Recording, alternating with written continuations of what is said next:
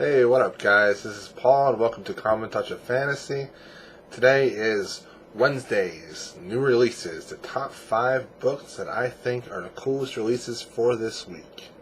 So without further ado, these are the top 5 books that was released this week. The first book is Harrison Squared by Daryl Gregory. This is a Lovecraftian adventure about a teenage boy searching for his mother. Harrison is extremely afraid of the water ever since his father vanished after a huge sea creature destroyed their boat. He is very sensitive to the supernatural world and is attuned to it. They live in a town that is next to the Atlantic that's perched above a lot of rocks. So it's basically like the worst possible place for him to live. You know, strange things happen at night, monsters lurk under the sea, and creepy creatures and teachers run the local high school. On Harrison's first day of school, his mother, a marine biologist, disappears at sea. Harrison must attempt to solve the mystery of her accident, which puts him in conflict with a strange church, a knife-wielding killer, and the Deep Ones, a fish-human hybrid that live in the bay. It will take all his resources and an unusual host of allies to defeat the danger and find his mother. Sounds pretty cool.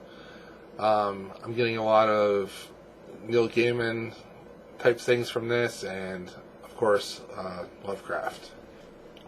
The next book is The Fifth Heart by Dan Simmons. Yes, the Dan Simmons that wrote Hyperion.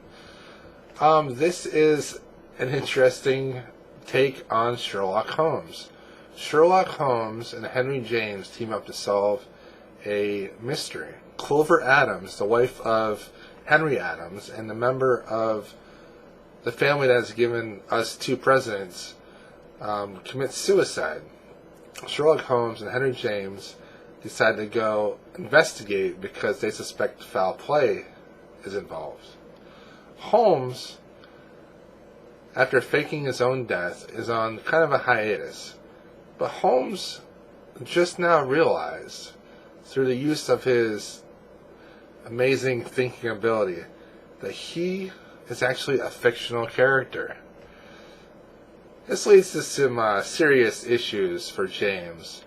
His fellow investigator believes that he is a work of fiction, so what does that really mean for James, too? There is a sinister power at work, maybe even Moriarty, controlling things from the shadows. This is a interesting take on the Sherlock Holmes mythos. Dan Simmons jumping in there and just kind of messing with it a little bit. And I think it would be kind of funny, actually. Okay, the next book is The Lost Boys Symphony by Mark Andrew Ferguson. This is a little YA-ish, but it seems a little interesting. So, Henry has this girlfriend named Val, and Val leaves him, and Henry is just completely distraught over his girlfriend leaving him, and he's becoming unhinged and almost starting to hallucinate. He decides that he's going to go to the city to visit Val. So he leaves home and tries to go to the city. But once he gets close to the city, he is kidnapped. The 2 people that kidnapped him are future versions of himself. And they tell him that Val is the love of your life. Do not lose her. You can't lose her. And so then Henry's best friend, Gabe, is really upset about Henry and Henry's deterioration and Henry going missing, that Gabe goes out and tries to find his friend. But Gabe has really no idea where to turn. So he ends up turning to Henry's ex-girlfriend, Val, for help. It's pretty YA-ish. The cool part is, you know, future versions of Henry meeting himself and kidnapping him. I think that would be really cool. It seems kind of interesting. Okay, next book we have is A Quantum Mythology by Gavin G. Smith. In the far future, many years after the loss of Earth, humanity has changed. Strength is the only way to survive. and the most vicious man alive has a new con in mind. Here and now, a man with unnatural powers hunts down a killer with impossible abilities. Infused with a barely understood alien technology, the two are merely pawns in a bigger game. A long time ago, the last tribes of northern Britain faced an unimaginable enemy. Demons that rose from the sea, absorbing and twisting everything they touch. But there are some among the tribes who have power who will fight back. And all these things are connected. This is a new epic space opera. It's a wide-ranging exploration of the past, present, and future of mankind.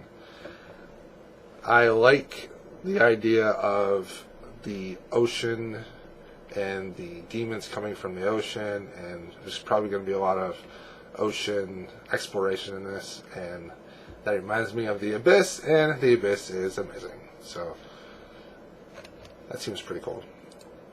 Okay, in the last book for this week, we have Dragons Lost, Requiem for Dragons, Book 1 by Daniel Aronson. Now, Daniel Aronson has written quite a few of these dragon books. This is the new book in a new series that he's writing, but it's within the same dragon Requiem world. Okay? And in this Requiem world, it's an ancient kingdom where people can actually grow wings and scales and breathe fire and take flight as dragons. So in this new trilogy, Requiem is basically a forbidden word to say. The kingdom has been lost, the magic has been forgotten, the homeland of the dragons is basically gone, but there are still few people that still kind of remember things about it. There is a cult, the Cured Temple. There are paladins that control the realm, and they go out and they cure all the babies of the reptilian magic that they were able to use to turn into the dragons. And a lot of the old books are lost, all the ancient songs are lost, but there are a few people that know something about it, and that is a baker's boy, a librarian safeguarding a book, a soldier, an outcast warrior, and they all have this magic inside them, a touch of the dragon fire, and they will figure out what their abilities are and to rise above. I read this, people that turn into dragons, I mean, come on. That just sounds cool. So anyways, he wrote a bunch of other books, though, about this same world, but I think it sounds pretty cool. And this is a self-published book, and I wanted to mention a self-published author, so that is Daniel Aronson. Okay, guys, as always, the links are below to the Goodreads for each of these books. Let me know which books you think sound the most interesting, and please comment, like, and subscribe, and I will talk to you next week, and next week we'll have another top 5 books that were released for that week too.